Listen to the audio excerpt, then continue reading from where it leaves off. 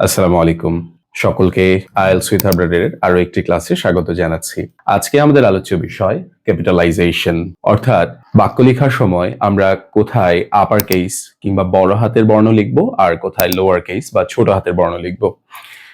তো এই বিষয়টা আসলে আমাদের অনেকের কাছেই কনফিউজিং এবং BCS, written examination, IELTS writing এর মতো গুরুত্বপূর্ণ পরীক্ষাগুলোতে আমরা যদি ভুলভাবে এটাকে ব্যবহার করি, অর্থাৎ যেখানে ক্যাপিটাল লেটার লেখার কথা সেখানে স্মল লেটার লিখি, তাহলে আমাদের স্কোর সেটাতে ড্রপ করে। তো আজকে আমরা বেশ কিছু গুরুত্বপূর্ণ নিয়ম শিখব যে কোথায় কোথায় আমাদেরকে আপার কেস বা ক্যাপিটাল লেটার ব্যবহার করতে হবে। প্রথমে আমরা দেখব যে প্রপার নাউন। প্রপার নাউন বাক্যের যেখানেই বসুক না কেন, প্রপার নাউনকে ক্যাপিটালাইজ করতে হয়। যদি প্রপার নাউন এক শব্দের হয় তাহলে ওই শব্দটার প্রথম বর্ণ ক্যাপিটাল হবে। যদি একাধিক শব্দ বিশিষ্ট হয়, 2 শব্দের 3 শব্দের প্রপার নাউন হয়, তাহলে প্রতিটা শব্দের প্রথম বর্ণকে আমরা ক্যাপিটালাইজ করব। যেমন আমরা কিছু উদাহরণ দেখি। নজরুল ইসলাম একজন ব্যক্তির নাম। এই ব্যক্তির দুইটা নামের মধ্যে 2টা শব্দ রয়েছে, ফলে নজরুলের এন এবং ইসলামের আই দুইটাকেই আমরা ক্যাপিটাল করব। একটি দেশের নাম হচ্ছে ইউনাইটেড আরব এমিরেটস। এই দেশের নামে 3টা শব্দ রয়েছে, প্রতিটা শব্দের প্রথম বর্ণকে আমরা ক্যাপিটালাইজ করব। কিন্তু যদি কোনো নামের মধ্যে প্রেপোজিশন কিংবা কোনো কনজাংশন আসে একটা প্রপার নাউনের মাঝে, তাহলে সেই প্রেপোজিশন কিংবা কনজাংশনকে আমরা আসলে ক্যাপিটালাইজ করব না। যেমন দ্য ইউনিভার্সিটি অফ ঢাকা একটি প্রপার নাউন, একটি বিশ্ববিদ্যালয়ের নাম ঢাকা বিশ্ববিদ্যালয়। এই ঢাকা বিশ্ববিদ্যালয় নামের মাঝে একটা প্রেপোজিশন আছে, এই প্রেপোজিশনকে কিন্তু আমরা ক্যাপিটালাইজ করিনি। এই প্রেপোজিশন বাদ দিলে বাকি যে শব্দগুলো আছে সবগুলোকে আমরা কি করেছি? ক্যাপিটালাইজ করেছি। একটা ড্রামা আছে জর্জ বার্নার্ড শোয়ের, ম্যান এন্ড সুপারম্যান। এটা যেহেতু একটা ড্রামার নাম, 3 শব্দ বিশিষ্ট, মাঝখানে যেই কনজাংশনটা আছে এই কনজাংশনকে কিন্তু আমরা ক্যাপিটালাইজ করছি না। কনজাংশন বাদ দিয়ে বাকি যে 2টা শব্দ রয়েছে, ম্যান, সুপারম্যান, এই 2টাকে আমরা ক্যাপিটালাইজ করছি। এখন আমরা কথা বলবো প্রপার অ্যাডজেক্টিভ নিয়ে। প্রপার নাউনের মতো প্রপার অ্যাডজেক্টিভকেও ক্যাপিটালাইজ করতে হয়। প্রপার অ্যাডজেক্টিভ কি? প্রপার নাউন থেকে যে অ্যাডজেক্টিভ গঠন করা হয় সেটাই হচ্ছে প্রপার অ্যাডজেক্টিভ। আমরা কিছু উদাহরণ দেখি। যেমন ইটালি একটা দেশের নাম, প্রপার নাউন, সেইখান থেকে আমরা একটা অ্যাডজেক্টিভ গঠন করলাম ইটালিয়ান। আমি বললাম আই লাইক ইটালিয়ান পাস্তা, আমি ইটালিয়ান পাস্তা পছন্দ করি। এখন যেহেতু ইটালি একটা প্রপার নাউন থেকে গঠিত অ্যাডজেক্টিভ, ফলে এটা একটা প্রপার অ্যাডজেক্টিভ ইটালিয়ান।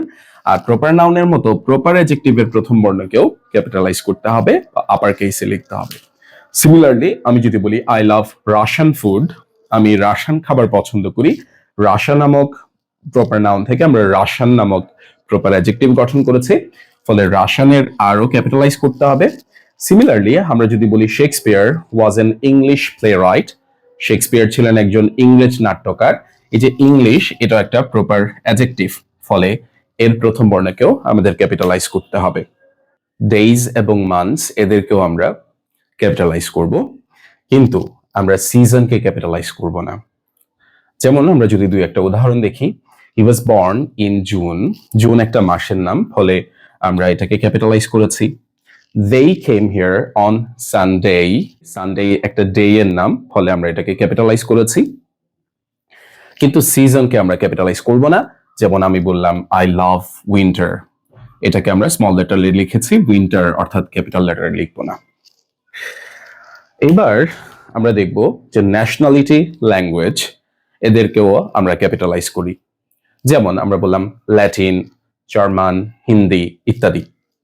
যদি আমরা একটা সেন্টেন্স দেখতে চাই, আমি বললাম আই ক্যান স্পিক উর্দু। এইখানে উর্দু একটা ভাষার নাম, ফলে উর্দুর যে প্রথম বর্ণ সেটাকে আমরা ক্যাপিটালাইজ করেছি। প্রপার নাউনের আগে যদি ওই প্রপার নাউনের টাইটেল বসে, তাহলে টাইটেলগুলোর প্রথম বর্ণকেও ক্যাপিটালাইজ করতে হবে। একটা শব্দে টাইটেল হলে ওই একটা শব্দকে ক্যাপিটালাইজ করব, যদি একাধিক শব্দের টাইটেল থাকে তাহলে একাধিক শব্দকে ক্যাপিটালাইজ করব। আমরা যদি একটা উদাহরণ দেখি, ধরেন আগামী ত্রয়োদশ সংসদ নির্বাচনে আমাদের দেশের প্রাইম মিনিস্টার বা প্রধানমন্ত্রী হলো খায়রুল দেওয়ান, জনকল্যাণ পার্টির খায়রুল দেওয়ান। তো এটা যেহেতু প্রপার নাউন, একজনের নাম, সুতরাং এটাকে তো আমরা ক্যাপিটালাইজ করেছি। তো খায়রুল দেওয়ানের টাইটেল বা পদবি কি, উপাধি কি? Prime minister. এই যে এইখানে প্রাইম মিনিস্টার শব্দের প্রাইম এবং মিনিস্টার দুইটাকে আমরা ক্যাপিটালাইজ করেছি, অর্থাৎ পি এবং এম দুইটাকে ক্যাপিটালাইজ করেছি। কেন?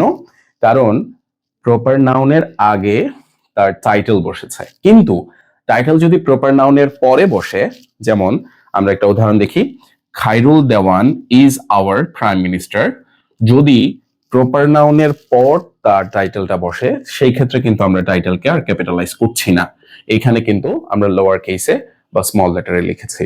অর্থাৎ টাইটেল যদি প্রপার নাউনের আগে বসে, সেই ক্ষেত্রে আমরা সেটাকে ক্যাপিটালাইজ করলেও যদি একই টাইটেল ওই নাউনটার পরে বসে, তখন আমরা সেটাকে ক্যাপিটালাইজ করছি না। আমি অর্থে যদি আই বাক্যের যেখানেই বসুক, আমি অর্থে আই বাক্যের যেখানেই বসুক, সেটা সবসময় ক্যাপিটালাইজ করতে হবে। বাক্যের মাঝখানে হতে সেটাকে স্মল লেটারে লেখা যাবে না। যেমন করিম এন্ড আই উইল গো দেয়ার, করিম এবং আমি সেখানে যাব। এখানে আই বাক্যের মাঝখানে হওয়া সত্ত্বেও আমি অর্থে ক্যাপিটালাইজড হয়েছে। আশা করছি আজকের এই আলোচ্য বিষয়গুলো থেকে ক্যাপিটালাইজেশনের যে নিয়মগুলো আমরা শিখেছি, সেগুলো আমরা আমাদের রাইটিং এ প্রপারলি ব্যবহার করতে পারবো। ফলে আমাদের রাইটিং এর যে ইরর আছে সেটা কমে আসবে আর আমাদের রাইটিং এর স্কোর বুস্ট করবে। সকলের জন্য অনেক শুভকামনা। আসসালামু আলাইকুম।